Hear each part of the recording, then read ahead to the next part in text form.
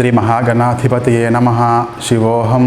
పిల్లలు పెద్దలు అందరూ కలిసి ఎంతో ఉత్సాహంగా సంతోషంగా జరుపుకునే కార్యక్రమం వినాయక చవితి. వీడియోలో వినాయకుని యొక్క ఉత్పత్తి ఎలా అయింది, అలాగే వినాయకునికి గణాధ్యక్ష పదవి ఎలా లభించింది అనే దానికి ఒక సరైన ప్రమాణంతో శివ మహాపురాణం అని ఆధారంగా తీసుకొని ఇప్పుడు నేను మీకు మీ ముందంతా అది వివరం ఉంచబోతున్నాను. పార్వతీదేవి ఒకనాడు స్నానానికి వెళ్తూ తనకి ఒక సొంతంగా ఒక రక్షకుడు ఉంటే బాగుంటుందని నలుగుపిండి తీసుకుని ఆ నలుగుపిండితోటి ఒక బాలుడి బొమ్మ తయారు చేస్తున్నారు. అప్పుడు ఆ బొమ్మకి ప్రాణం పోయడం, ఆయనకి వినాయకుడిగా పేరు పెట్టడం జరుగుతుంది. ఆవిడ అతనికి ఒక దండం ఇచ్చి రక్షణ కార్యక్రమం నిమిత్తము బయట ఉండమని చెప్పడం, ఆయన తల్లి యొక్క మాటను శిరస వహించి ఆ రక్షణ కార్యక్రమం నిమిత్తం బయట ఉండడము.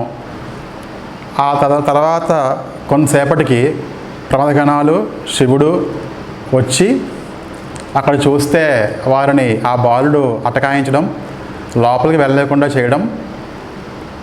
అప్పుడు ప్రమదగణాలు వెళ్ళి శివుడి దగ్గరికి ఇలాగా ఎవరో కొత్త బాలుడు ఒక అతను కాపలదారుడిగా ఉండి లోపలికి పంపడానికి అభ్యంతరం వ్యక్తం చేస్తున్నాడు అంటే శివుడు అలాగే ప్రమదగణాలు వచ్చి అతనితో మాట్లాడి తల్లి అనుమతి లేదు, ఎవరిని రావద్దని చెప్పారు కాబట్టి నేను ఎవరిని పంపే ప్రసక్తే లేదని చెప్పి ఆ స్వామి చెప్పడం. ఎంత చెప్పినా అతను కన్విన్స్ అవ్వకపోవడం వల్ల శివుడు ప్రత్యామ్నాయ మార్గం లేక తన యొక్క శిరస్సుని మొండెం నుంచి వేరు చేయడం జరుగుతుంది. తర్వాత అమ్మవారు కొంతసేపటికి బయటకు వచ్చి చూసి తన ప్రియకుమారుడైనటువంటి వినాయకుడి యొక్క మొండెము తల వేరే పడి ఉండడము, ఆ అచేతన స్థితిలో ఆ బాలుడు పడి ఉండడం చూసి కోపం పొంది ఉగ్రత్వం వల్ల సర్వలోకాలు కూడా ఆవిడ సమూలంగా ప్రళయం సృష్టిస్తూ ఉంటే అప్పుడు దేవతలందరూ కూడా ఆవిడ వేడుకుంటారు శాంతించమని. అప్పుడు ఆవిడ ఏం చెప్తారంటే, నా కుమారుడిని తిరిగి బతికించాలి, అలాగే బతికిన తర్వాత అతనికి గణాధ్యక్ష పదవి ఇవ్వాలి, అంటే సర్వదేవతలకి అధ్యక్ష పదవి ఇవ్వాలని చెప్పి ఆవిడ కోరుకుంటారనమాట. అప్పుడు ఆ విషయం వాళ్ళు వెళ్ళి శివుడికి విన్నవించుకోగా లోక కళ్యాణార్థము మనం అలా చేద్దామని చెప్పి శివుడు అంగీకరించగా గజాసురుడుకి ఇచ్చిన వరం ప్రకారము ఆ గజాసుడి యొక్క తలను తీసుకొచ్చి ఆ బాలుడి మొండానికి పెట్టి అతికించి జీవనం పోసి బతికించి అప్పుడు బాలుడికి పూర్ణత్వం తెచ్చే కథ ఉంది. ఇందులో ఇదంతా కూడా ఎందుకు జరిగింది? మామూలుగా అయితే శివుడికి తెలియదా? అమ్మవారు ఆ అబ్బాయిని సృష్టించిందని చెప్పి శివుడికి తెలియదా? శివుడికి తెలియకుండానే ఉగ్రత్వాన్ని పొంది బాలుని వధించాడా? అమ్మవారు తనకు రక్షణ నిమిత్తము బాలుని సృజించారు. సృజించిన కారణం ఏంటంటే రక్షణ నిమిత్తం. అంటే రక్షకుడు ఎలా ఉంటాడో ఎప్పుడూ కూడా ఉగ్రంగానే ఉంటాడు. ఇక్కడ శివుడికి అది ఒకటి, తర్వాత ఇంకోటి ఏంటంటే ఉగ్రంగా ఉండడం ఒకటి. ఆ అమ్మవారు సృజించినప్పుడు ఆ యొక్క వినాయకుడు కేవలము తల్లి యొక్క లక్షణములే పొంది ఉన్నారు. ప్రతి బిడ్డకి తల్లిది తండ్రిది రెండు ఉంటాయి కాబట్టి ఇప్పుడు తండ్రి యొక్క ప్రమేయం ఎలా వస్తుంది? ఇప్పుడు తల్లి సృజించిన ఆ యొక్క శరీరంలో తన యొక్క ఉగ్రత్వం అలాగే అహంకారత్వము అన్నీ కూడా శిరస్సులో ఉంటాయి. కాబట్టి అతని యొక్క అహంకారంతో ఉండిన ఆ తలని వేడి చేయడం వల్ల అతనిలోని ఆ రజోగుణం మొత్తం అన్నీ కూడా వెళ్ళిపోయి పూర్ణంగా శాంతి స్వరూపాన్ని పొందాలని చెప్పి ఆ యొక్క తలని ముండ నుంచి వేరు చేశారు. అలాగే ఆయన చేతుల మీదుగా అతనికి మళ్ళీ ప్రాణభిక్ష పెట్టడంలో తండ్రి యొక్క తత్వం కూడా ఆ యొక్క శరీరంలో ప్రవేశించింది. గజాసుడికి ఇచ్చిన వరం అంటే తన ముఖాన్ని మొత్తం సర్వ దేవతలు పూజించాలి అన్న వరం కూడా ఇక్కడ జరగడం జరిగింది. జరిగి లోక కళ్యాణార్థం అది అలాగా ఆ స్థితి జరిగింది అన్నమాట. తర్వాత ఈ అమ్మవారు ఎప్పుడైతే దేవతా గణాధ్యక్ష పదవి కావాలని కోరారో ఈ బాలుడిని మళ్ళీ పునః జీవింప చేసిన తర్వాత మొత్తం శివుడు, పార్వతి, అలాగే బ్రహ్మ విష్ణువులు, మిగతా దేవగణము అంతా కూడా వచ్చి ఆ అబ్బాయికి చక్కగా స్నానం చేయించి అలంకరణలను చేయించి ఒక పట్టాభిషేకం లాగా అంతా చేసి గణాధిపతి కిందక వాళ్ళు నియమించి అక్కడి నుంచి ఎవరైనా సరే మొదట ఏ పూజ జరగాలన్నా సరే మొదట గణపతి పూజ చేసుకుని తర్వాత ఏ దేవత సంబంధించిన పూజలు అలా చేసుకోవాలని చెప్పి గణపతికి వరం ఇవ్వడం జరిగింది. సుబ్రహ్మణ్యేశ్వర స్వామి, గణపతి పెరిగి పెద్దవారు అవుతూ ఉంటారు. సరే ఒకసారి తల్లిదండ్రులు అయినటువంటి శివుడు, పార్వతీదేవి వారికి వివాహ కాలం దగ్గరికి వచ్చింది, మనం ఏదైనా వివాహం విషయమే ముందుకు వెళ్తే బాగుంటుందని చెప్పి అనుకుంటూ ఉండగా అది వారు పిల్లలిద్దరూ రహస్యంగా విని వాళ్ళిద్దరూ కూడా కొంచెం దూరం వెళ్ళి ఆ యొక్క స్థితి చూసుకుని వివాహం చేయడానికి తల్లిదండ్రులు సిద్ధపడ్డారు కాబట్టి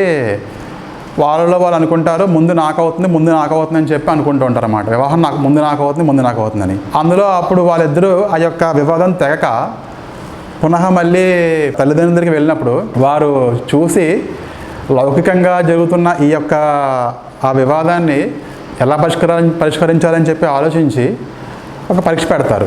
భూమి చుట్టూ ఒకసారి తిరిగి ఎవరైతే మొదట మళ్ళీ తిరిగి వాళ్ళ దగ్గరికి వస్తారో వాళ్ళు ఆ పరీక్షలో విజయం సాధించినట్టుగాను అప్పుడు వారికి మొట్టమొదటి వివాహం చేస్తామన్నట్టుగా వాళ్ళు చెప్తారు. సుబ్రహ్మణ్య స్వామి వాహనం నెరమలి ఆయన ఒకసారి పార్వతీ పరమేశ్వరుల దగ్గర అనుమతి తీసుకొని ఆయన యొక్క నెమలి వాహనం మీద బయలుదేరి వెళ్ళిపోతారు. గణపతి కొంచెంసేపు ఆలోచించి ఎలాగా నేను నా మూషిక వాహనం మీద ఎలా వెళ్తాను, ఈ భూమండలం అంతా ఎలా ప్రదక్షిణ చేస్తాను అని ఆలోచిస్తారు.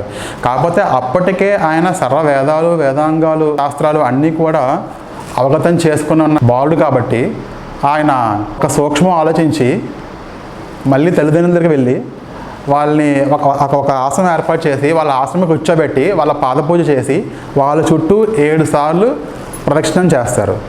7 సార్లు ప్రదక్షిణం చేసిన తర్వాత దండం పెట్టి మళ్ళీ వాళ్ళకి నాకు ఇప్పుడు మీరు చెప్పినట్టుగానే నేను ఇలాగా భూమండలం అంతా ప్రదక్షిణం చేశాను, ఒకసారి కాదు 7 సార్లు చేశాను, అందువల్ల నాకు వివాహం చేయండి అని చెప్పి అడుగుతారనమాట. అప్పుడు శివుడు పార్వతి వాళ్ళకి తెలుసు కానీ తెలియనట్టుగా ఏంటి నువ్వు ఇలా మరి వెళ్తానన్నావు వెళ్ళలేదు కదా, వెళ్ళకుండానే ఇక్కడ ఉండి మాకు ప్రదక్షిణం చేసి ఎలాగా వివాహం చేయమని చెప్పి ఎలా అడుగుతున్నావు అంటే తల్లిదండ్రులే సర్వ తీర్థాలకి వారి యొక్క మూలము వారి యొక్క పాదచరణములే కదా, నేను అందుకే 7 సార్లు ప్రదక్షిణం చేయడంతో ఆ 7 సార్లు కూడా భూమండలం ప్రదక్షిణం చేసినట్టుగానే ఆ శాస్త్రాలు చెప్పాయి, మీరు అన్నీ తెలిసిన వాళ్ళు కాబట్టి అమలు చేస్తారని చెప్పి అనుకుంటున్నాను అని చెప్పి నమస్కారం చేసి సెలవు తీసుకుని వెళ్ళిపోతారు. అప్పుడు శివపార్వతులు ఆ వినాయకుడి యొక్క తెలివికి మేధస్సుకి మెచ్చుకుని ఆయనకి వివాహం నిమిత్తమే కార్యరూపం తాలుస్తారు. అంటే ఇక్కడ గణపతికి ముందు వివాహం అయింది, సుబ్రహ్మణ్యేశ్వరం తర్వాత వివాహం అయింది. అలాగే సుబ్రహ్మణ్యేశ్వరం వివాహం దక్షిణాదిలో ఉన్న వల్లీ దేవసేన వాళ్ళతో జరగాలి, కానీ వాళ్ళు అప్పటికి ఇంకా వివాహానికి సంసిద్ధత కాలేదు. కానీ గణపతికి నియతిలో రాసిబడి ఉన్న సిద్ధి బుద్ధి వాళ్ళు వివాహానికి సంసిద్ధమై ఉన్నారు. అందువల్ల మొదటి వివాహం గణపతి చేయవలసిన పరిస్థితి వచ్చింది. అప్పుడు ఎప్పుడైతే గణపతి ఇలాగా ప్రదక్షిణ చేశారో వాళ్ళు ప్రజాపతి విశ్వరూపుడని ఆయన 2 కుమారులు సిద్ధి బుద్ధి ఉండేవారు, వారిని వీనికి చేద్దాం తగిన వధువులు అని చెప్పి వాళ్ళు నిశ్చయించుకొని వివాహం చేస్తారు. చాలా అంగరంగ వైభవంగా మొత్తం దేవతలందరి సమక్షంలో కూడా వివాహం చేస్తారు. చేసిన తర్వాత సిద్ధికి క్షేముడు, బుద్ధికి లాభుడు అనే 2 కుమారులు పుడతారు. అంటే గణపతికి 2 కుమారులు. ఈ వ్యవస్థ అంతా అయిన తర్వాత సుబ్రహ్మణ్యేశ్వరం మొత్తం భూమండలం చుట్టూ ప్రదక్షిణం చేసుకుని ఇంటికి వస్తారు. ఇంటికి వచ్చిన తర్వాత అప్పుడు ఆ విషయం చూసి కోపిగించుకొని ఆయన క్రౌంచ పర్వతానికి వెళ్ళిపోతారు. అక్కడ ఆయన స్థిర నివాసం ఏర్పరచుకుని అక్కడ శివుడికి శివలింగాన్ని చేసుకుని శివార్చన చేసుకుంటూ ఉంటారు. అంటే అది ఇప్పుడు ప్రజెంట్ సిచ్యువేషన్లో శ్రీశైలం అనమాట. ఆయన అంటే కైలాసం నుంచి శ్రీశైలం వచ్చి శ్రీశైలంలో ఉంటారు. ఆ తదనంతర కాలంలో ఆయన్ని కన్విన్స్ చేయడానికి శివుడు పార్వతి ఇద్దరూ కూడా ఆ చించుల రూపంలో వచ్చి ఆయన కన్విన్స్ చేసి తీసుకెళ్ళడం జరుగుతుంది అనమాట. అంటే ఇప్పటికీ కూడా అక్కడ శ్రీశైలానికి ఆ వరం ఉంది. ఎట్లా అంటే ప్రతి పౌర్ణానికి అమ్మవారు వస్తారు, ప్రతి అమావాస్యకి శివుడు వస్తారు. అంటే అక్కడ దాని అనుగుణంగా తర్వాత సుబ్రహ్మణ్య స్వామికి దక్షిణాది వివాహం చేయడము, ఆయన దక్షిణాదికి యొక్క ఆ ప్రాంతాన్ని అంతా కూడా ఆయన రక్షణగా ఆయన అనుగ్రహంతో ముందు తీసుకెళ్ళడం అవన్నీ వేరే జరుగుతాయి. గణపతి యొక్క మానవ అంటే ముఖం మామూలు ముఖం రూపంలో పూజ చేయడానికి అర్హత లేదు. ఆయనకి ఆ యొక్క ఏనుగు మొహంతో పూజ చేయడానికి అర్హత ఉంది. కానీ తమిళనాడులో తిలతర్పణపురి అని చెప్పి ఒక ఊరు ఉంది. ఆ తిలతర్పణపురిలో ఆయనకి నరముఖ వినాయకుడు అనే పేరుతోటే అక్కడ విగ్రహం ఉంది, అక్కడ అర్చన చేస్తారు. లేదు అంటే ఆది గణపతి ఆలయం అని చెప్పి కూడా అంటారు దాన్ని. ఆది గణపతి ఈ ఆది గణపతి ఆలయం కానీ నరముఖ వినాయక ఆలయం రెండు ఒకటే. అది తిలతర్పణపురి అని తమిళనాడులో ఉంది, అక్కడ చేస్తారు. అక్కడ ఆ పేరు ఎలా వచ్చింది అంటే సీతాన్వేషణలో ఆ లంక పట్టణానికి వెళ్తూ ఉండగా అక్కడ ఆయన ఉన్న శ్రీరామచంద్రమూర్తి వారు ఆ యొక్క పట్టణానికి వెళ్ళి అక్కడ ఉన్న శివాలయంలో శివుడికి అర్చన చేసి గణపతికి అర్చన చేసి అక్కడ దశరథి మహారాజుకి ఆ యొక్క పితృశ్రాద్ధం చేస్తారు. అందువల్ల దానికి తిలతర్పణపురి అని పేరు వచ్చింది. అక్కడ కాకుండా ఇంకా మనకి నరముఖ రూపంలో ఉన్న గణపతి యొక్క విగ్రహము చిదంబరం గుళ్ళో ఉంది. చిదంబర ఆలయంలో ఒక ఉపాలయం కూడా కాదు, ఒక పక్కన ఒక విగ్రహం ఉంటుంది. అక్కడ గణపతి అత్యంత సుందరమైన రూపంలో అద్భుతమైనటువంటి కళతో ఆయన అక్కడ ఉండడం జరిగింది. చిదంబరం ఆ ప్రధాన ఆలయంలో మనకి మళ్ళీ నరముఖ గణపతి యొక్క విగ్రహం కనిపిస్తుంది అన్నమాట. అంటే ఈ వినాయక వ్రత కథలో విభిన్నమైనటువంటి కథలు ఉన్నాయి. దీంట్లో మనకి శివమహాపురాణం ఆధారంగా గణపతి యొక్క ఆవిర్భావము, గణాధ్యక్షపద ఎలా వచ్చింది, భూప్రదక్షిణం చేయడానికి తల్లిదండ్రులు చుట్టూ తిరగవలసిన యొక్క పరిస్థితి ఎలా ఏర్పడింది అన్నదానికి పూర్తిగా ఈ శివమహాపురాణం మూలం అన్నమాట అండి. తర్వాత ఇంకా వినాయక చవితి వ్రతంలో మనం చేసుకున్నప్పుడు ఈ సమంతపాఖ్యానము, సమంతకమణి, ఆ కృష్ణ భగవానుడు నీల పన్నెందులు పడ్డం అవన్నీ మామూలుగా ఉంటాయి. ఇప్పుడు ప్రస్తుతం ఉన్న ఈ పరిస్థితుల్లో మన అందరికీ కూడా ఆ గణపతి యొక్క అనుగ్రహము, రక్షణ తప్పకుండా ఉండాలి. అలాగే రేపు రాబోయే వినాయక చవితి రోజున కూడా చక్కగా ఏం దొరికితే వాటితోటి, మీ దగ్గర ప్రాంతంలో ఏం దొరికితే వాటితో, పత్రం పుష్పం ఫలం తోయం, ఏం దొరికితే వాటితోటి మీరు చక్కగా అర్చన చేసుకుని ఆ యొక్క గణపతికి అనుగ్రహం పొందాలని ఆకాంక్షిస్తున్నాను. లోక సమస్త సుఖినో భవంతు.